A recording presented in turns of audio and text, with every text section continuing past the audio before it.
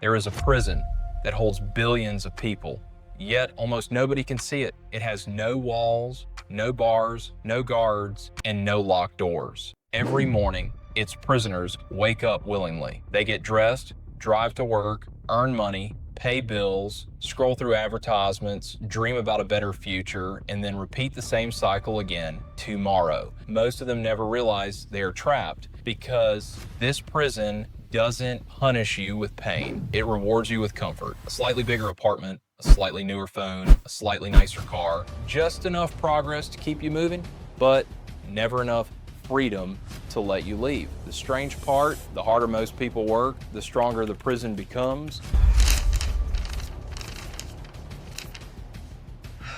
And the most successful prisoners often build the strongest cells. Tonight, we're exposing the system that keeps millions running without ever arriving. The financial prison nobody sees. The first mistake, is believing this prison was built by someone, a government, a billionaire, a secret group, pulling invisible strings. It's comforting to believe there's a villain, because if someone built the system, someone else can destroy it. But reality is far more unsettling. There is no mastermind, no hidden control room, no single architect behind the life you're living. This prison wasn't constructed overnight. It was assembled one ordinary decision at a time. Millions of people making millions of perfectly reasonable choices, until those choices became invisible habits. The day your promotion became permission for a bigger apartment, another wall quietly appeared. The day a higher salary became an excuse for a bigger car, another door quietly closed. The day someone else's lifestyle became the standard for your own. The ceiling moved just a little higher. Nobody force these decisions. That's what makes them so dangerous. They never felt like sacrifice. They felt like success. And that's how the system survives. Not through fear, not through control, but through comfort. It doesn't need to lock the door. It simply gives you better reasons to never walk outside. One upgrade, then another, until one day you look around the life you've spent years building and realize you didn't escape the prison. You simply renovated the cell.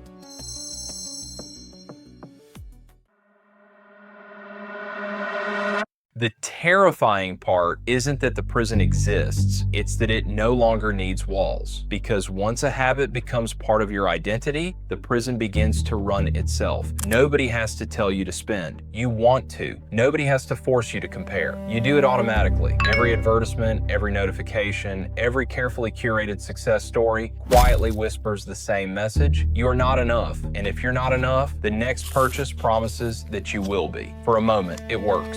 The excitement feels real. The reward feels real. The motivation feels real. But the feeling fades, so the cycle begins again. Work, spend, upgrade, repeat, over and over and over again. The machine doesn't steal your money first. It steals your attention, because once it controls what you admire, it quietly controls what you pursue. And once it controls what you pursue, it begins to control the life you build. That's why some people earn 10 times more than they did a decade ago. Yet somehow, they still feel one paycheck away from freedom. Not because they failed, but because every increase in income was matched by an increase in expectation. The prison evolved before they ever noticed they were standing inside it. This isn't just a financial system. It's a psychological system, one designed to keep your eyes fixed on the next upgrade instead of the final destination. And the cruelest part is that the faster you run, the more successful the machine believes it has become,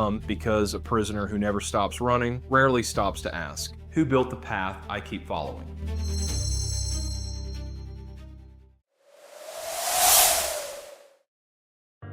For a long time, people believed freedom meant earning more, a bigger paycheck, a bigger house, a bigger lifestyle, but the prison was never measuring your income, it was measuring your dependence. Because every time your life becomes more expensive, your freedom becomes more fragile. Think about it. If missing one paycheck could destroy the life you've built, are you truly wealthy, or simply maintaining a very expensive routine? The wealthiest people rarely buy freedom with a purchase. They buy it with options, the option to say no, the option to walk away, the option to choose how they spend their time, because time not money, is the only currency you can never earn back. The system convinced millions to trade their lives. One workday, one promotion, one upgrade at a time, until being busy became a badge of honor and being exhausted became something to admire. But real freedom begins with a different question. Not what can I afford to buy, but what can I afford to refuse? Because every unnecessary expense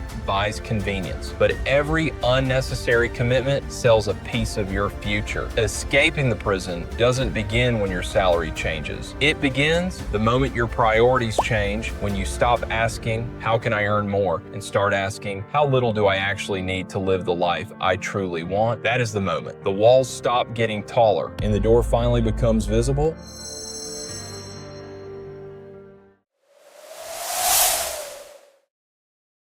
Most people will finish this video and tomorrow they'll wake up, check their phone, go to work, and continue living exactly the same life. Not because they didn't understand, but because change is uncomfortable. The prison doesn't survive because its walls are strong. It survives because its routines become familiar. Every transformation in history started with one person, someone who simply chose to see the world differently. Not richer, not smarter, just awake. The moment you begin questioning what everyone else accepts, you stop living on autopilot. The moment you stop measuring success by what you own and start measuring it by the freedom you protect, the prison begins to lose its power. Because real wealth was never about collecting more. It was about needing less, thinking clearly, and choosing deliberately. The world will keep telling you to buy, to compare, to chase, to consume, because that's the rhythm that keeps the system alive. You don't have to fight the world. You simply have to stop letting it think for you. Maybe the greatest financial decision you'll ever make won't appear on a bank statement. It will happen quietly, inside your own mind. Because the strongest prison